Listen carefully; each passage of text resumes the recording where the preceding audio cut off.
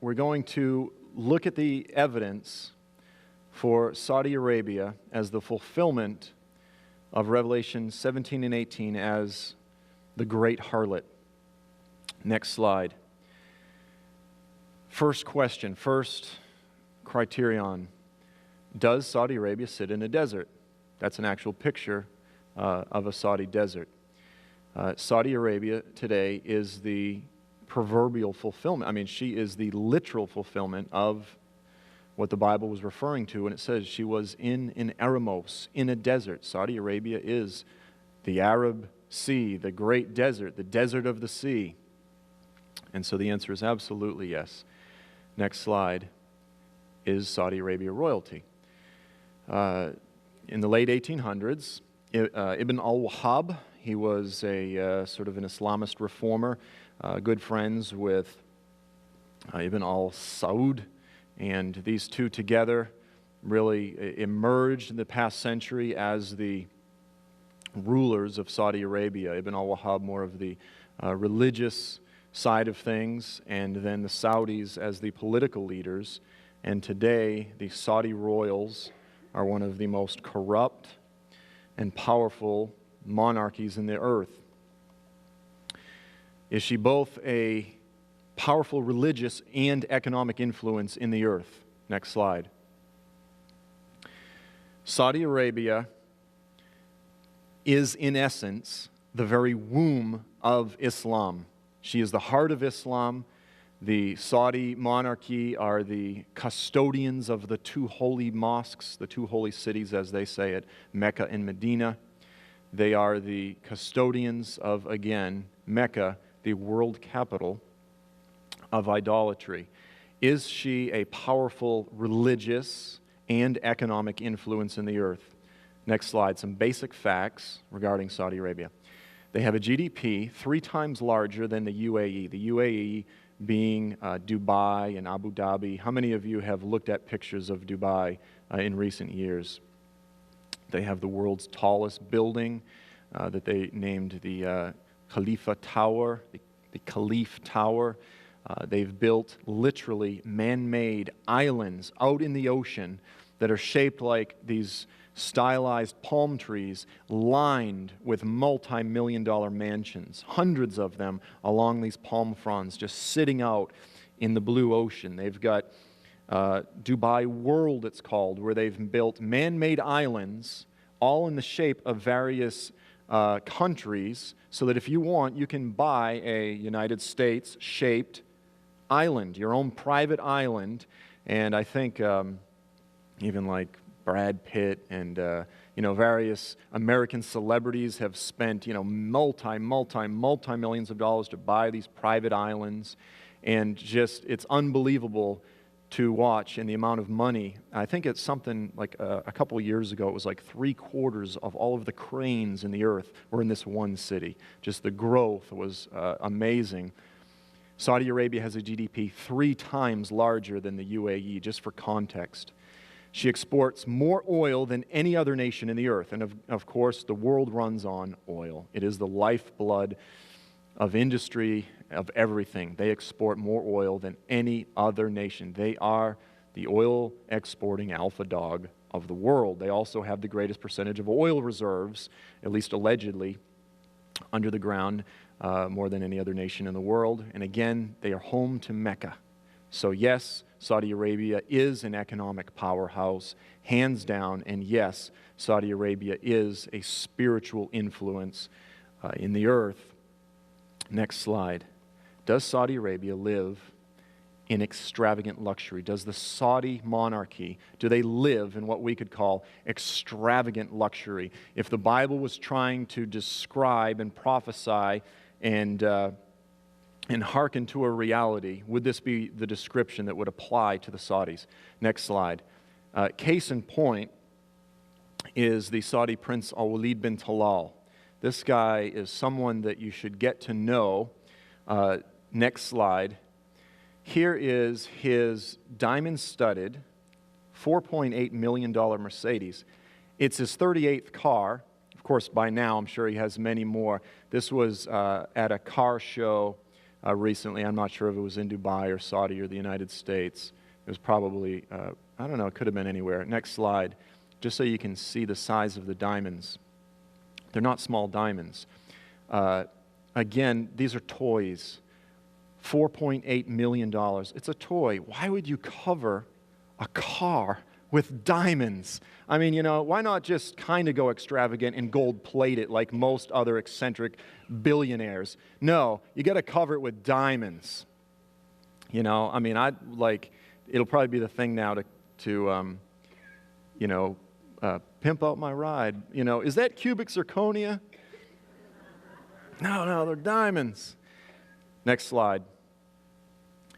The stories of Saudi wealth, they're just, I mean, we could spend a whole session laughing at just how ridiculous it is. The deceased King Fahd, okay, this was the last king. Just a few examples.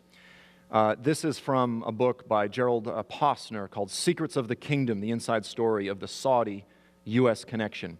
He said this is a quote, "The deceased King Fahd owned dozens, not just a dozen, dozens of palaces, each one grander than the last. His official palace was essentially a tiny Vatican city with opulent furnishings and walls that ran several miles around the perimeter. Architects who worked on the palaces estimated that they were worth several billion in the 1980s. Okay, in the 1980s. Today, I don't know with inflation what several billion would be worth. That is one of his palaces. One of his palaces was worth several billion. Now, King Fahd had a son, or still has a son, Prince Aziz. They called him Azuzi, which in Arabic is like dearie, like little dearie.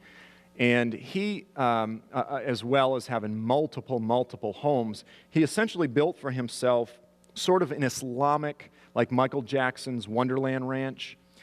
He literally built for himself a replica of the White House. I mean, it was just this bizarre, with all of these shrines and Islamic mosque-looking buildings, and it was estimated to be worth $4.6 billion.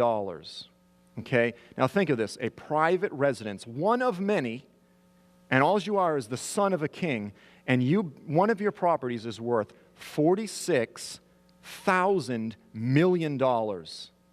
That's the kind of money that you have at your disposal. Now, just as we're discussing these things, and we're discussing luxury, is there a great American quarterback, an American president, a rap artist, an actor, an extravagant real estate mogul? Is there anybody that you can think of, a computer nerd, that has that kind of money to waste and to throw around? That kind of wealth. Next slide. This is, again, speaking of King Fahd. He also had a 100-room house in Marbella, Spain, a spectacular estate outside of Paris that was initially built for the 18th century French kings. It was built for kings. He had a mansion near London on which he spent nearly $60 million in refurbishments, a remodel. I would have liked to have been the contractor on that deal. We only charge 15%. And a sprawling palatial in Geneva, in which he was fond of boasting, had over 15,000 telephone lines.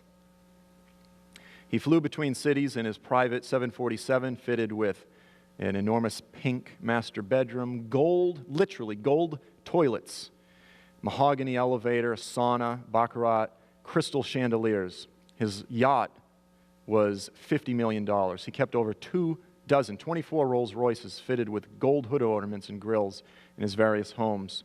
Again, King Fahd, this is the deceased King Fahd. This is stuff that goes back to the 80s. Next slide. How she has glorified herself and lived luxuriously. Does this apply? Would this be fitting to apply to the Saudi monarchy? Are there anyone else? Is there any other royal entity in the world? Is there any other royal entity that lives in a desert in the earth that we can imagine that would compare to the Saudis with regard to the luxury and the amount of wealth that they possess? Next slide. Do the kings and the peoples of the earth commit fornication with her? Next slide. Again, I mentioned Prince Al-Walid bin Talal. In June of 2006, just a few years ago, CARE, that's the Council of American Islamic Relations, announced that it was planning a meeting with bin Talal. Now, CARE sets itself up as sort of an Islamic civil rights entity. It's nothing but an Islamic propaganda, really a jihadist movement here in the States. I don't mean military jihad, but legal and intellectual jihad to try to spread the propaganda of Islam in the States and to, push its way through the legal system for the gradual implication of Islamic law. The spokesperson for CARE, Ibrahim Hooper, stated outright, this is an American news guy that converted to Islam, became the spokesperson for CARE. He came right out and said that he desired to see the Constitution of the United States replaced with Islamic law. And he said, I'm not going to use physical violence to make that happen, but that's what I want. Okay? That is an enemy of the country. This is who CARE is. They try to present themselves as deserving to partake in the national discussion. They should be pushed aside as radicals and as enemies of the country. They should be marginalized, but yet they're received by politicians and by the media as having a legitimate voice. They should have no such thing.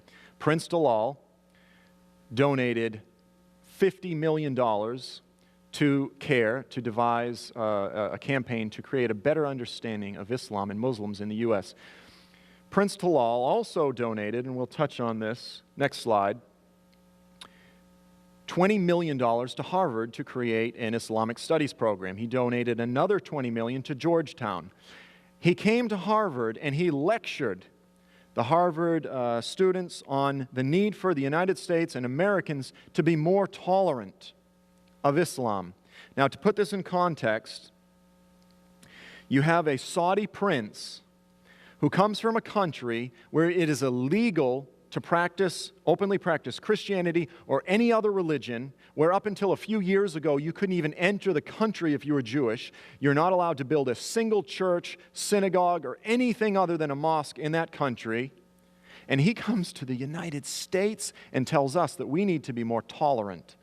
Okay? That is the very picture, the very definition of hypocrisy.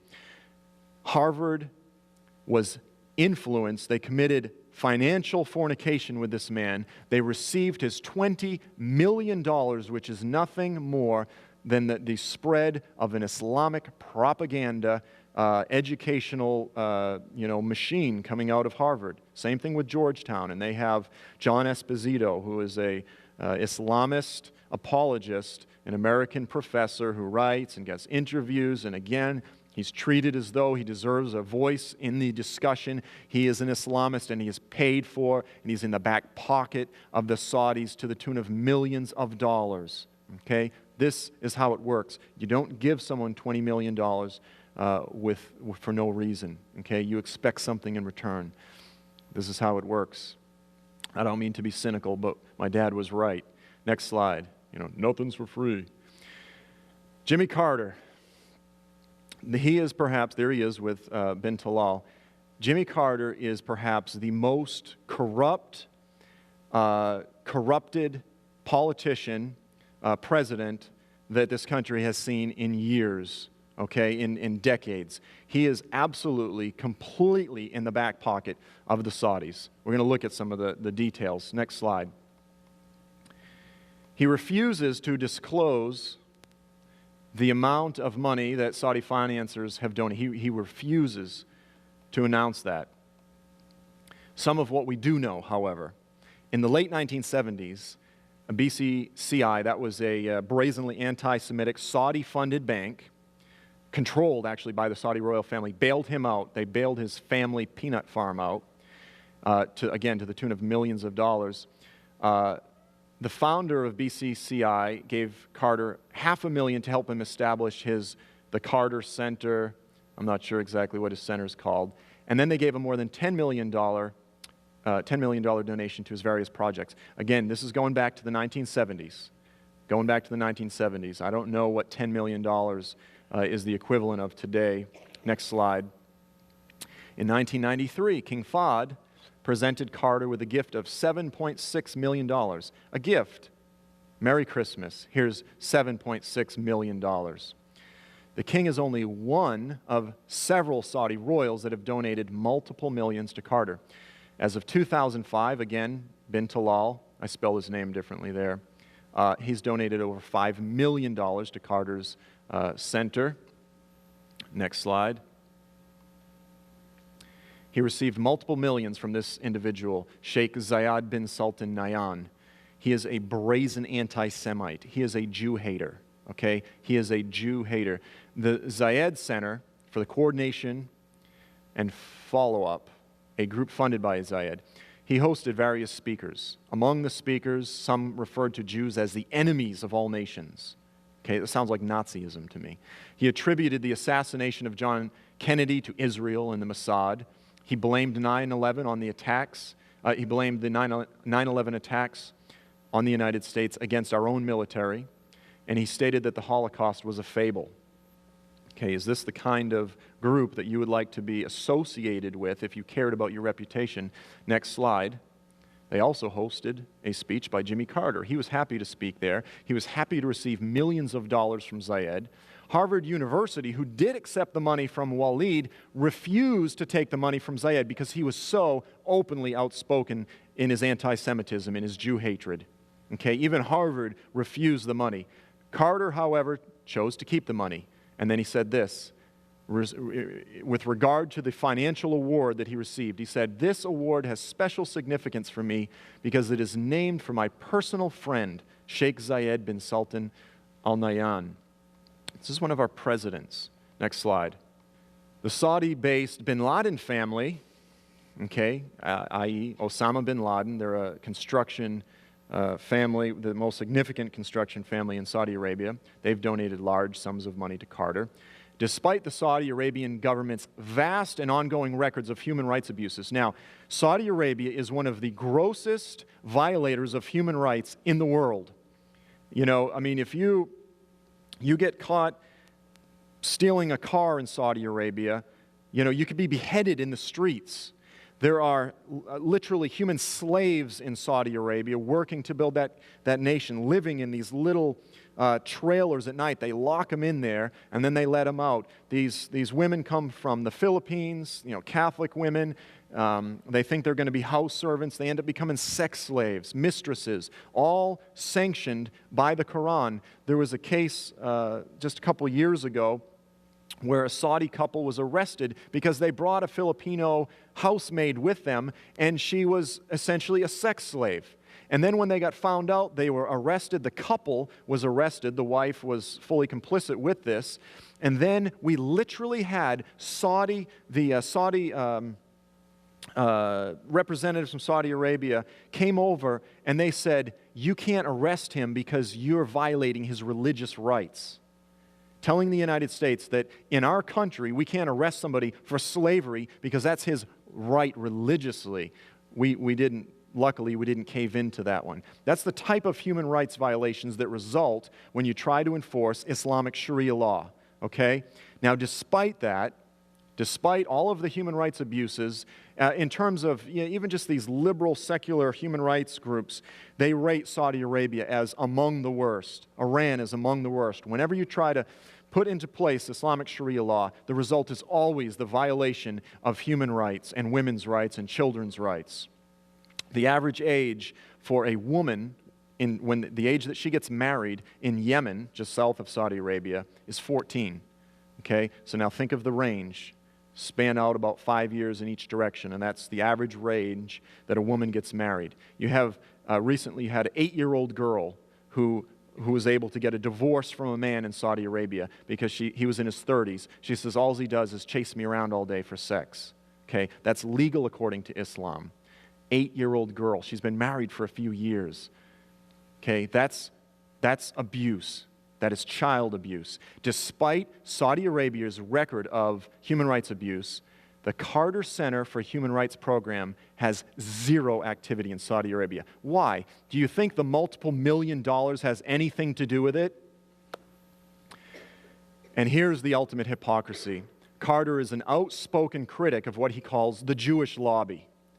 The powerful, all-powerful Jewish lobby, the evil Zionists with their tentacles spread throughout the whole world, influencing American foreign policy. Folks, when you compare the amount of money that Israel donates to American politicians compared to the millions that the Saudis donate to every American politician of influence, there is no comparison.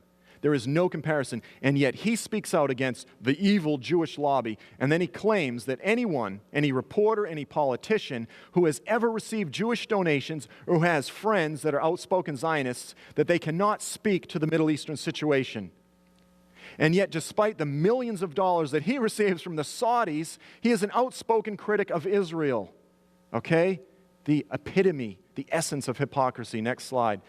He's the author of this rampant distortion of facts, Palestine, peace, not apartheid, accusing Israel of being an apartheid occupying force, a violator of human rights. Okay? Israel today is the democracy, is the outpost of democracy in the Middle East. Okay? Should we refrain from uncritical criticism of Israel? Of course not. Israel should be subject to criticism just like any other nation. But you know something? You know who are the most outspoken critics of Israel? The Israelis. Okay? They hold themselves accountable. And you have a nation which is one of the most moral, one of the nations that has shown the most restraint, who has shipped humanitarian supplies to her enemies, who has shown more morality and more ethics than virtually any other nation in the world, despite the onslaught against her. And yet, despite the fact that she's surrounded by a sea of nations that are brazen violators of human rights on every count, she receives more criticism than any other nation in the world. And even the UN, deeply influenced by the Saudi and the Palestinian lobby, even they have issued more condemnations of Israel than every other nation in the world combined. Is this fair in any way, shape, or form? And of course, the Saudi millions produced, they got their results, and Carter has become a propagandist for the Saudis. Next slide. Is it just Carter? Well, of course not. Bill Clinton, there's just before the Obama election, and they were trying to determine if Hillary if she had been corrupted by Saudi money, so they had to open up the Clintons' record of donations. Next slide. Over $20 to $32 million came from Gulf Arabs and Saudis. The most came directly from the Kingdom of Saudi Arabia. Now, just please put this in context. $20 to $32 million in donations. What do they expect back from that? Now, our Secretary of State, the present Secretary of State, has received $20 to $32 million. Is there any chance that there could be a conflict of interest here? Do we think that there's any measure of influence peddling, purchasing influence? Do you think that this will have anything to bear on how our Secretary of State deals with issues in the Middle East? Do you think that will result in any undue prejudice against Israel and in favor of the Palestinians and so forth?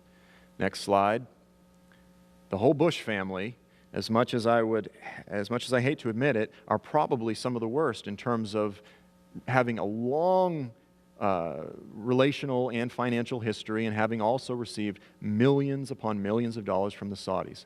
The George H.W. Bush, the father, the son, they have long family ties with the Saudi royals. They're close friends with Prince Bandar. He was the former American ambassador from Saudi Arabia, ambassador of Saudi Arabia to the United States for many years. And the Bush family is really no different than any of the previous presidents. Next slide. Why is this information so unknown? I mean, it's not unknown, but why it's so big? I mean, it's so in your face. Why is this not discussed more? Why is it that usually what we hear is a criticism of the Israel lobby? Why don't we hear more about the Saudi lobby? Saudi money, not only does it buy influence, it buys silence. It's that simple. paying people millions of... It's not just presidents. It's senators. It's Colin Powell. It's Condoleezza Rice. It's virtually every senator that has retired, that has gotten out. They get on some sort of a board, being a consultant, or just being on some board and getting a couple $100,000 a year just for essentially doing nothing, and that buys influence. This is perhaps the most taboo subject in Washington.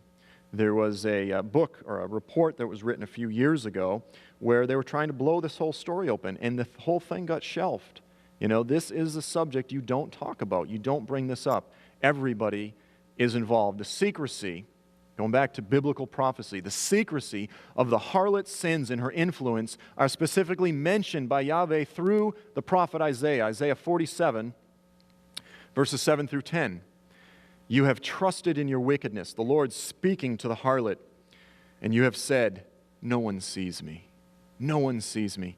Your wisdom and knowledge mislead you when you say to yourself, I am, and there is none beside me. There is an arrogance, there is a confidence, and she believes that what she does is done in secret, and the world turns the other way.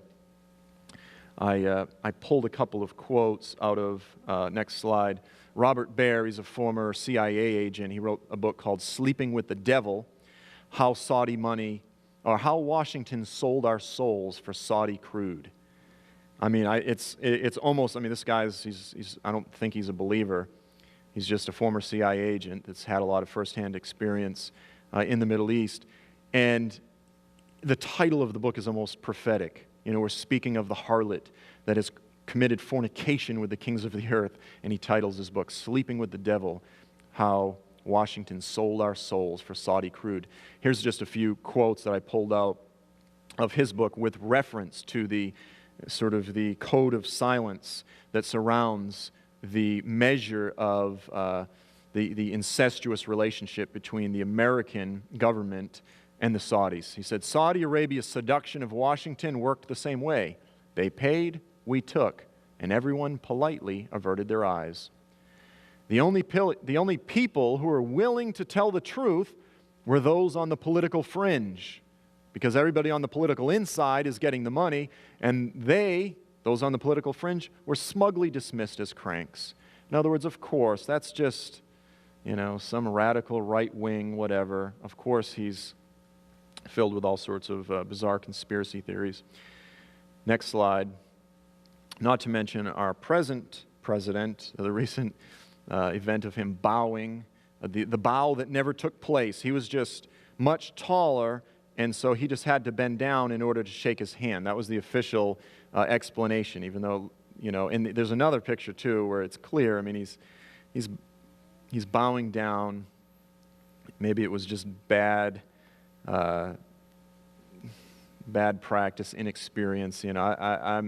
I'm going to give him the benefit of the doubt, but it was absolutely foolish. Has he had any influence from Saudi money? Next slide. This is from Newsmax. What's the date on that? September, I think, 2008. Obama had close ties to top Saudi advisor at an early age. According to the reports, Obama was friends with this one particular individual. He had been a former black nationalist, Black Panther, kind of a radical guy, and then he converted to Islam, and he kind of worked his way in and got to be good friends with a bunch of Saudis, and he had a good relationship with Prince Al-Walid bin Talal, and apparently Obama's degree at Columbia and Harvard were paid for by Saudi princes. So again, even before he became president, going far back, the present president also has been influenced by the Saudis.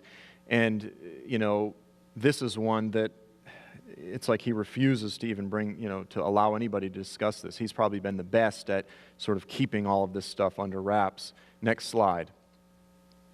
Revelation 17:18, and then 18 verse 9. Just in light of what we've discussed, and really we've only skimmed the surface, in terms of really looking at we've just skimmed the surface. The woman whom you saw reigns over the kings of the earth. The kings of the earth committed fornication and lived luxuriously with her. Is that an accurate description of what we are seeing in the earth today with the Saudi lobby buying influence in the most powerful nation in the world, and it's not just the United States, it's England, it's all over the place. They are the only nation in the world that has that kind of money, that has that kind of wealth. The world runs on oil. Next slide.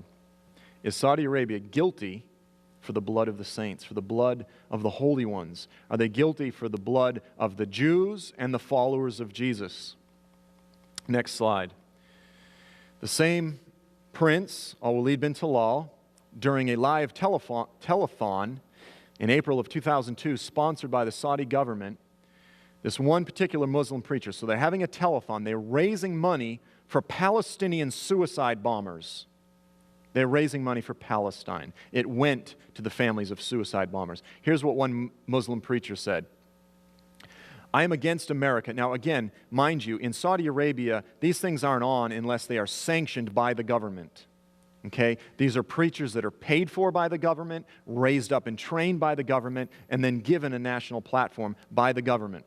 I am against America until this life ends, until the day of judgment, al-Qiyamah. I am against America. She is the root of all evils and wickedness on the earth. Muslim brothers in Palestine do not have any mercy, neither compassion on the Jews. Their blood, their money, their flesh, their women are yours to take legitimately. God made them yours. Why don't you enslave their women? Why don't you wage jihad? Why don't you pillage them? Okay, Saudi-trained preachers raised on Saudi indoctrination and given a national platform, okay, that is worse than Nazism, okay? In our midst, in our world today, that is far worse than Nazism. Next slide. Prince Talal responded by donating $27 million. He was the largest donor in the entire telethon. They raised $110 million.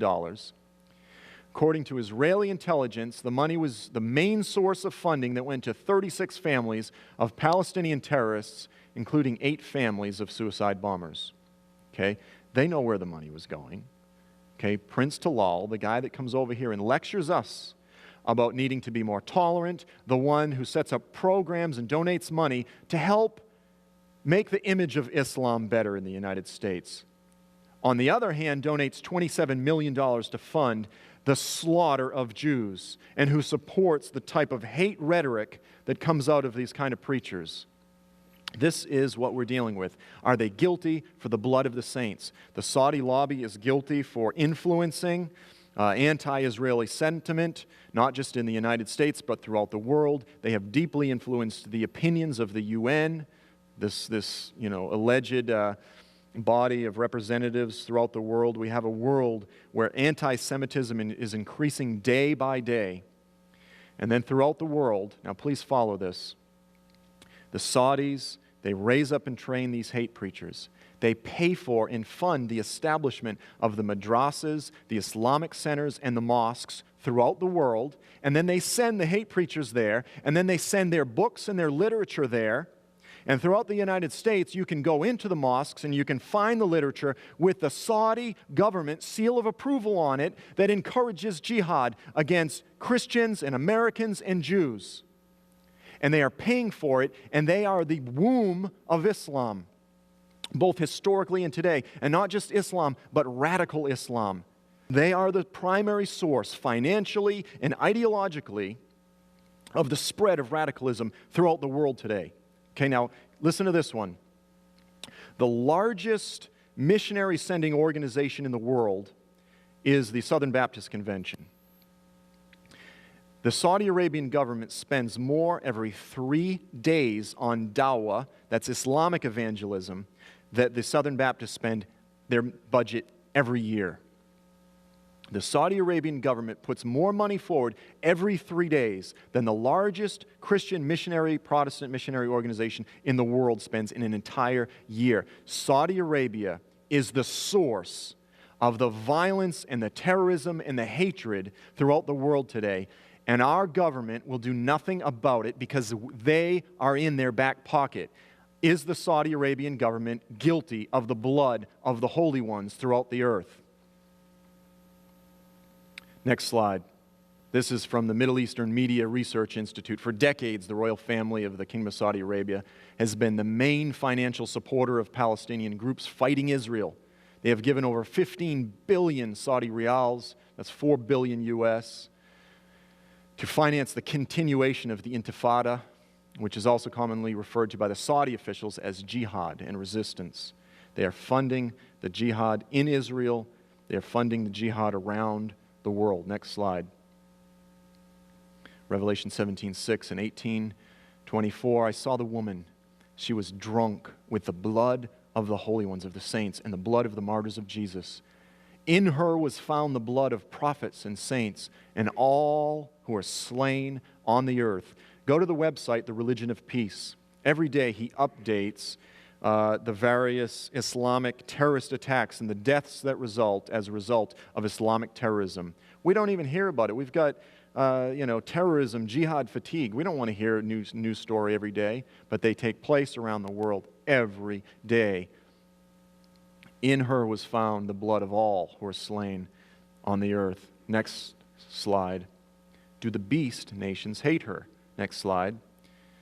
These are the nations of Turkey, Syria, Iraq, Iran, Libya, Sudan. Ironically, other than Turkey, all of the nations included there tend to be some of the most rabidly radical Islamists. But see, there's a few things going on there. Saudi Arabia sits just south of Iraq, there on the map. Is that what you have in the Middle East is essentially you have the two alpha dog nations. You have Saudi Arabia, and then you have Iran. Saudi Arabia rules over the two holy mosques. Again, they're the primary oil producers and the primary oil exporters, etc. Iran, being Shia, being of the minority sect of the Shia Muslims, they desperately want to export the Iranian Revolution, and they want to become the new alpha dog. They would love to supplant Saudi Arabia. Saudi Arabia is terrified of them having nukes. It's not just Israel, okay? Saudi Arabia and Iran in many ways are enemies. Saudi Arabia are the Sunnis, Iran are the Shia, and the Iranians do want to control the region.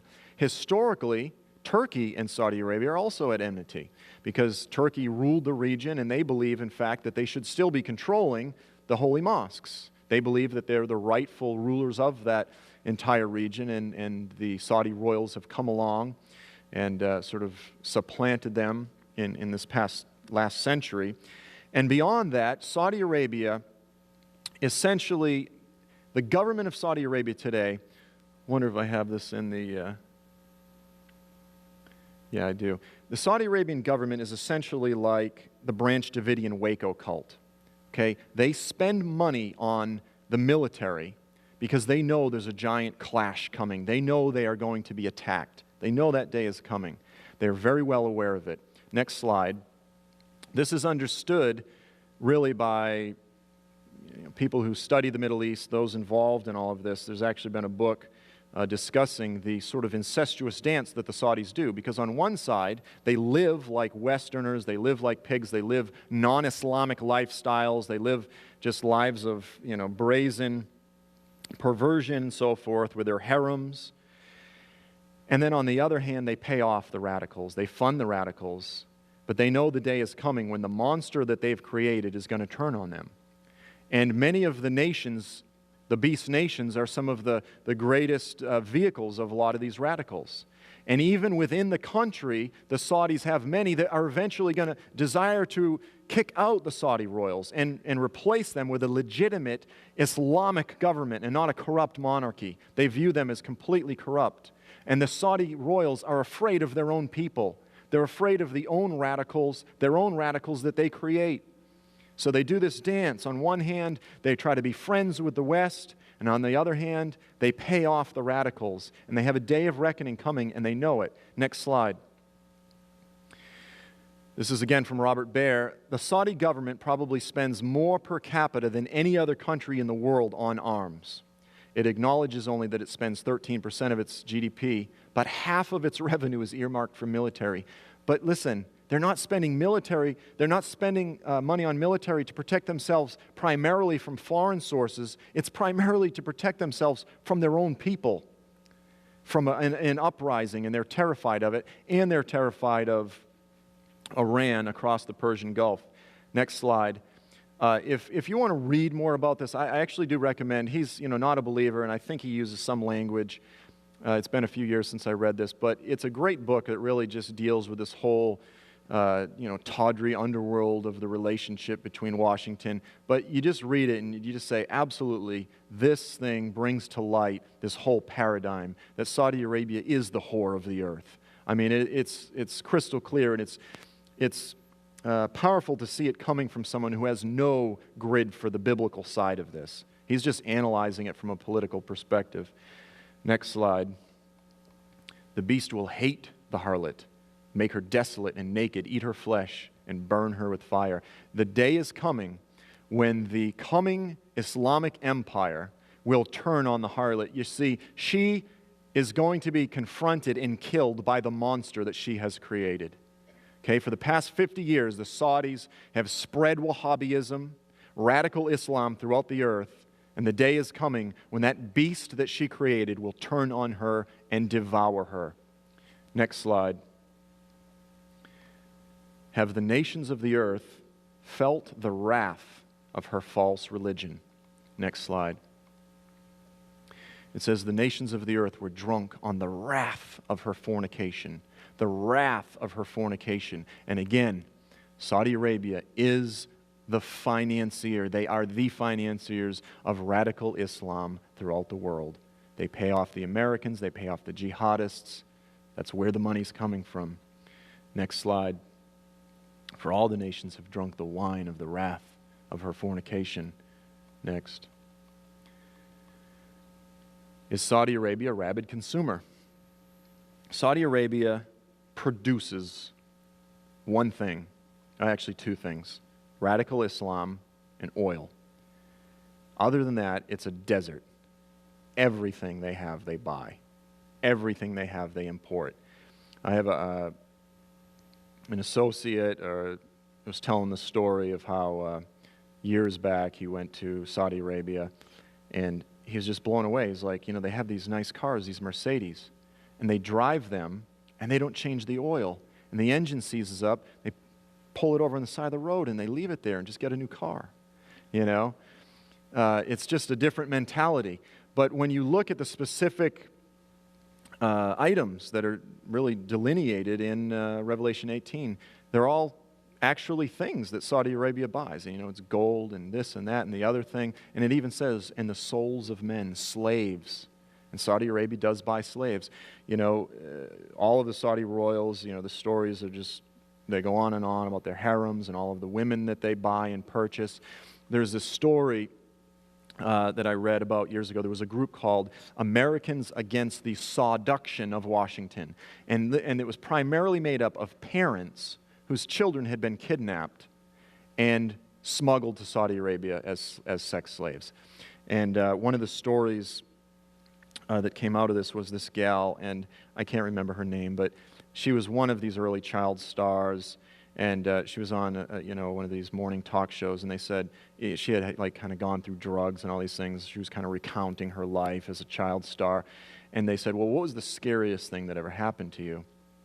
And she told the story. She said, one time when I was about 14 years old, I kept getting these huge bouquets of flowers coming to my office or whatever, day after day for like a week or 2 weeks, and we had no idea. They were just massive. I had no idea who they were from. Finally, after about 2 weeks, there was a card with an invitation to a party in New York City, and so I wanted to see what this was about. 14 years old, I have no idea where her parents were. She goes to this very swanky condo, and she said she opened the doors, and it was just this gilt paradise, just some ridiculously luxurious condo, and there's all these young models, and and she can't, what in the world, she doesn't, no one even really knows whose place it is. And she starts chatting with this guy who was an Italian guy who was a chef at this, and he recognized her because she was a fairly well-known actress at the time. And she said, what in the world is this? And they were striking up a conversation. He said, listen, he said, this house is owned, this condominium is owned by some Saudi royal. And he said, and all of the food, you're going to be drugged. You're all going to go to sleep, and you're going to be flown out of the country via helicopter or whatever, or flown from here to a helicopter, and that he said, just go out the back door and run. When you get to the bottom of the stairs, run. And she's like, you're kidding me, and so she gets to the bottom of the stairs, she opens it, there's a couple of guards there, but somehow she runs off. This is a story she tells. You read the stories from these parents, and it's not something that I've investigated deeply, but you've probably seen the old movie, Not Without My Daughter. The stories of women going to Saudi Arabia, meeting the swarthy Middle Eastern doctor, young med student, they fall in love, they go there, and they want to leave. They have kids. You're not going anywhere. You don't have a driver's license, and the U.S. government will do nothing about it. They will do nothing to try to get them out of there, and they become slaves for the rest of their lives. They can't leave the country, and, this is abundant. And it says they purchase, they deal. One of their wares is the souls of men and slaves. And there's not many countries in the world where it exists on that level. Next slide. Does Saudi Arabia represent the greatest false religion that has ever existed? Next slide. Here you have the heart of Saudi Arabia, the spiritual capital of Saudi Arabia. This is Mecca. Again, just to put this in context, it's 1.5 billion Muslims every day bow and pray to that little black cube, that little black shrine in the middle of Mecca, in the middle of the Al-Haram al-Sharif, the noble sanctuary, as they call it, in the middle of Mecca. Not a single non-Muslim is technically allowed to enter that city. Next slide. Next slide. Next slide. Every year they make pilgrimage after the tradition of the pagans of ancient times. They encircle the cube, the Kaaba as it's called. Next slide. And embedded on the corner of the cube is the black stone. And the black stone, part of the pilgrimage is that you're supposed to rub the stone and kiss it and touch it, and supposedly when you do that, your sins up until that point in your life are absorbed. And they say, there's an Islamic tradition that says, there was a day when that stone was as white as milk, but it has absorbed the sins of so many people that it has become black. This is what Muslims say. So, in place of the blood of Christ, there is a black stone. Next slide. They kiss it. This is sitting on the corner of the cube. Now, I'm not going to get into it in great detail, but essentially, when you look at the historical evidence surrounding this thing, in ancient times in the Middle East, you had these, it makes reference to it in the book of Acts. They're all upset, and they say, great is, Diana in Ephesus, or is it Artemis? They were interchangeable. Artemis, Diana. She was, again, sort of the fertility goddess. And they said, whose image fell from heaven? Whose image fell from heaven? And historical records say that the head of Diana was made from a black meteorite. It was a rock that fell from heaven, and her head was carved out of this black rock. Okay, so throughout the Middle East, you had these idols of these fertility goddesses whose image was carved out of black rocks that fell from heaven. And here you have this pagan shrine, and ultimately the encasement around the black rock is shaped like a female organ. And they all come up and they kiss it, and they do all these things, and they believe that it forgives their sins. And there's an Islamic tradition that says, I have no idea why we do this, other than I saw Muhammad do it, and since he did it, we do it. Other than that, we have no idea why we do it. Next slide. There's Khalid Mashal, the leader of Hamas. Next slide. I actually just saw that one right there was there, but some years ago there was refurbishments, and they brought in that new one. There was an old bronze encasement that went around it, that they have it in Istanbul, in Sultanahmet Palace Museum that they have there. This has been, this image has been there for, 1,400 years. Again, throughout the Middle East, they worshipped these fertility goddesses. They worshipped these various war and moon astral deities. They worship the moon and the sun. The God of Islam, the religion of Islam today, still bears the traces and the continuity between the ancient pagan religions of the Middle East. It's still there. Mecca is the capital of world idolatry. KAEC, King Abdullah Economic City. Again, many of you have heard about Dubai. You've seen pictures of Dubai. Next slide. Saudi Arabia is also building a city. They call it King Abdullah Economic City. Like Dubai, that burst forth out of nowhere overnight, this great city. The Saudi Arabia has now also, for the past several years, been working on a new city. And it's going to sit just sort of down the coast from Mecca, essentially creating sort of a megalopolis with trains and buses moving people from KEC to Mecca and so forth, and creating this sort of economic and residential paradise right on the coast. Next slide. The construction site called Saudi Arabia. There's a picture of the island that they are building, and they're calling it Economic Island. Next slide.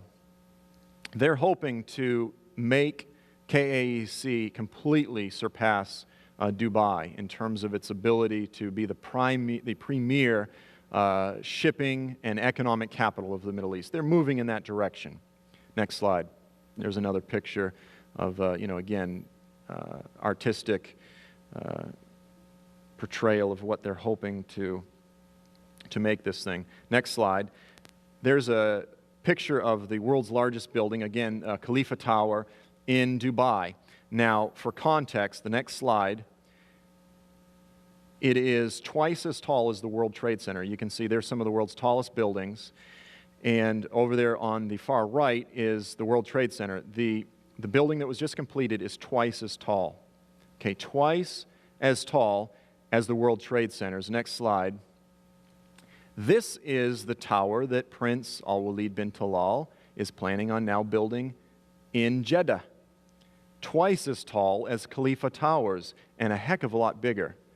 Okay? Compare that. Look down there at the World Trade Center, and then you see this building, and that's the one that they want to build in Jeddah. Now, next slide. The Tower of Babel. Is there any measure of prophetic significance here? I think it's striking. Yes, it's not, I want to be careful not to read too much into it, but absolutely, in the heart of the Middle East, in the very location where mankind tried to build a tower to heaven, today they're using their oil money to flaunt their greatness in Saudi Arabia. And Saudi Arabia is continuing to gradually rise as the economic powerhouse of the Middle East. Next slide. And on her forehead a name was written, Mystery, Babylon the Great, the mother of all harlots and the abominations of all the earth. Amen.